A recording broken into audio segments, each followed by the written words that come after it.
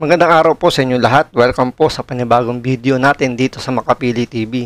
Ngayon pag-uusapan natin itong issue ni Secretary Remulla dito sa tatlong vlogger. Hindi lang basta vlogger ha. Mga media man to, tatlo. Si Banat Bay, si Coach Odi, at si Boss Dada. Kasi dito makikita nyo ano ba yung kalagahan ng pag-research muna bago mo ibuka yung bibig mo. Bago ka magkomento. Kasi dito ipaliliwanag ni Banat Bay na ano ba yung kahalagahan ng pag-research bago ka magpa-press con para hindi ka naman nagmumukhang walang alam o napapahiya ka. Kasi dito, kitang-kita nyo dito na talagang at naman si Secretary Remulla, inamin niya na hindi niya pinanood, hindi niya pinanood, so hindi siya nag-research, hindi niya muna inalam kung ano ba yung status nitong issue na to.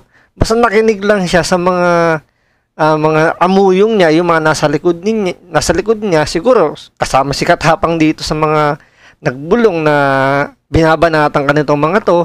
So hindi niya muna tiningnan, hindi niya pinanood, hindi siya nag-research, basta nagkomento na lang siya. So ano ba tong inamin dito ni Secretary Remulla? Panoorin po natin. So, ang punto lang dito, sana inalam mo yung talagang buong konteksto nung interview. Pinakinggan ninyo. Ang sagot mo dito, tingnan mo, ba't di daw niya pinakinggan ha? Pakinggan nyo, panoorin nyo yung bakit niya hindi pinanood. I try not to watch it because I'm the one being alluded to in the interview and I don't want to watch it. I don't want to waste my time. Nagigets nyo? Para palang silibayan to. Pikon. Ayaw niyang panoorin because sa yung binabanatan. Lumabas din.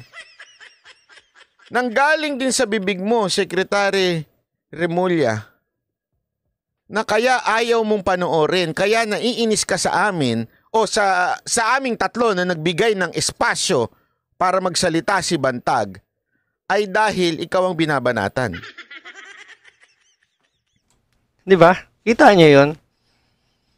Inassume niya na siya lang naman ang binabanatan do. So, ayaw niya sayangin yung oras niya para panoorin yung konteksto o yung naging laman ng interview ni Banat Bay at nung tatlong banateros kay General Bantag. Dahil nga binabanatan daw siya. So, dito, basta nag-react na lang siya sa kung ano yung sinabi sa kanya siguro ng mga bumubulong-bulong sa kanya. Diba? Hindi niya muna inalam kung ano ba talaga yung nilalaman ng interview. Basta ang iniisip niya, dahil si Bantag yung in-interview, yung tatlo yung nag-interview, is siya lang naman yung babanatan. Pero ang ginawa, hindi niya na pinanood. Inaasa na lang niya yung kung ano yung makukuha niya impormasyon sa mga ibubulong sa kanya. Ang problema, na fake news ka din, Secretary Remulla. Hindi ikaw binabanatan ni Bantag at that time. Si Katapang. Pinake news ka na naman ng mga kasamahan mo dyan at sinasabing, in-interview si Bantag. Binabanatan ka. Hindi ho ikaw binabanatan ni Bantag at that time. Ang pinagtitripan niya ho at that time si Katapang, hindi ikaw. Diba? Kaya nga, Secretary Remulla, before you talk, before maging Judge Dredd ka, at least man lang alamin mo kung ano yung pinag-usapan. Alamin mo kung ano yung issue na pinag-usapan namin. Ako na, sasabi sa iyo ha, ang pinag-usapan namin tungkol doon sa mga kalapati na pumapasok at nagdadala ng mga tawas, yung mga alak na nakakapasok, yung M16, iyan ang pinag-usapan namin. Tinatanong namin si Bantag noon kung nangyari na ba yan noon. Kamusta ba yung mga kubul-kubul noon? Yan ang pinag-usapan namin. Kasi ang issue na yan at that time was yung tungkol sa pagtakas nung isang iba-iba ang kwento. Tapos biglang nag-Senate hearing at ang ginisa noon si Katapang.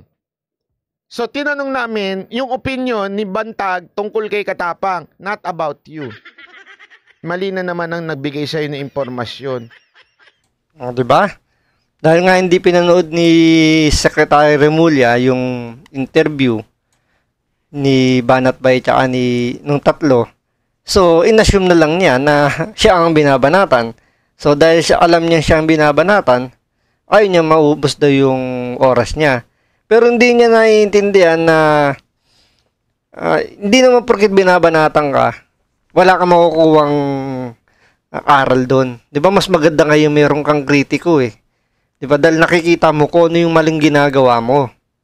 Di ba? Sabi nga nila yung the best teachers your critics eh. Sabi nga ng iba dyan. So dahil nga kini-criticize ka nila, ibig sabihin meron kang ginagawang mali. Or kung alam mo namang wala kang ginagawang mali, so mas mai-improve mo or mas parang mas maipaliliwanag mo pa kung bakit ganun yung naging action mo. 'Di ba? Dahil kinikriticize sila, may papaliwanag mo eh, may di-defend mo eh. Eh dito ayaw niya tumanggap ng criticize. 'Di ba? Kasi parang sa kanya negative na kagad lahat 'yun. Hindi eh. Minsan kasi gawin mo positive din kasi yung pag-criticize sa iyo eh. Kasi doon hindi mo kasi nakikita yung mali mo. Kaya nangyayari, tinitake mo as negative yon. Pero kung titingnan mo yung criticize as positive, nakikita mo yung mali mo, so may improve mo. 'Di ba? May depend mo kung bakit ganun yung magiging action mo. Tapos, huhusgahan mo kami dahil lang gusto mo lang hindi ka mapikon.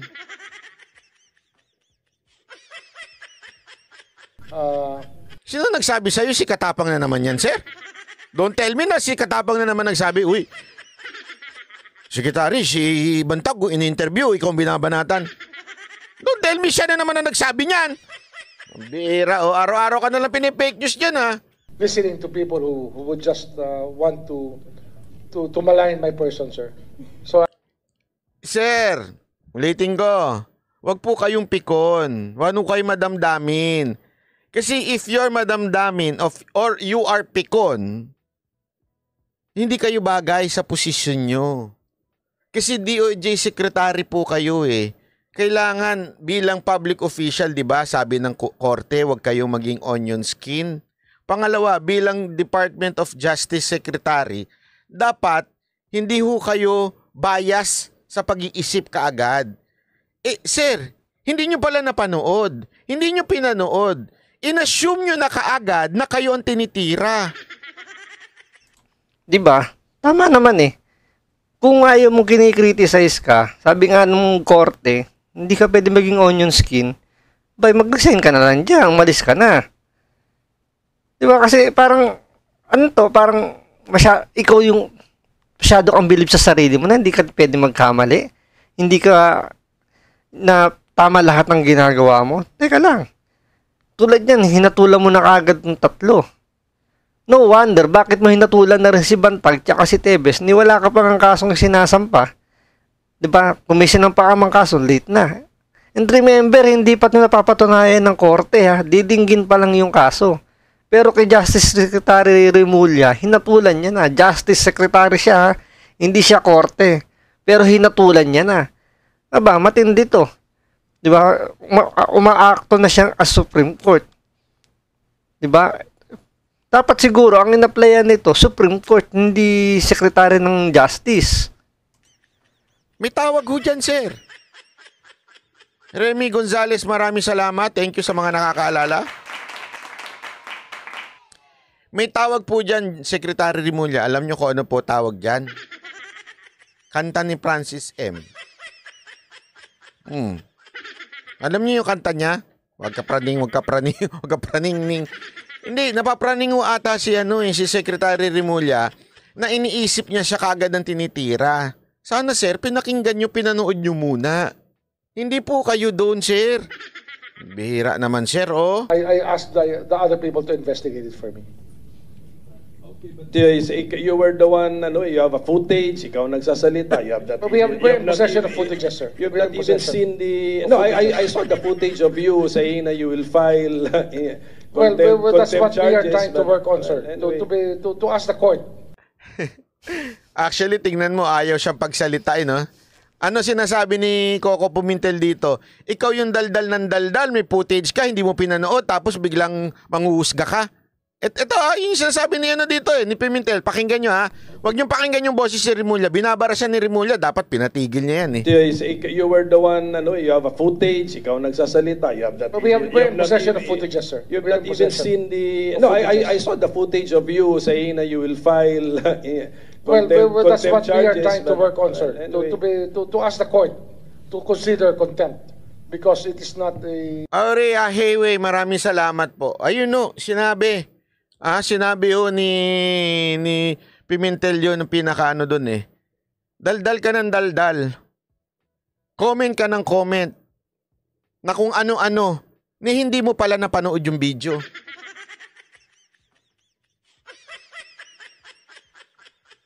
Sabihin biglang, contempt na yan, hindi nga niya napanood.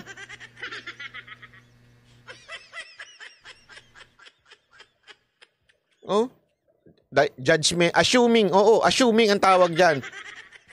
Maraming ganyan, sir. Yung mga assuming, umalis na nga ako dito sa channel namin Yung inassume na jowa nila si Coach Oli. Coach Oli, ikaw na naman to. Kasi naman itong si DOJ Secretary Remulla, iwasan mo yung pagiging assuming mo, yung pagiging assumero mo. Diba? Hindi porkit binabatikos ka, parating ikaw na lang ang magiging pulutan. May mga time na kailangan mo ring panoorin para malaman mo kung ano ba yung nagiging topic. Kasi dito nagmumukha kang rito yung assumero ka masyado. Kaya ngayon nababanatan ka ng sobra-sobra. So imbis na makakuha ka ng simpatya, lalong ka pinagtatawanan. Kaya sa susunod po medyo research, nude din. Huwag kang gumaya kay Atty. Libay na ayaw yung nag-watch party. Yung magkukomento na lang ng bahala na kung anong lumabas sa bibig. So, isa sa mga lesson dyan. So, maraming salamat po.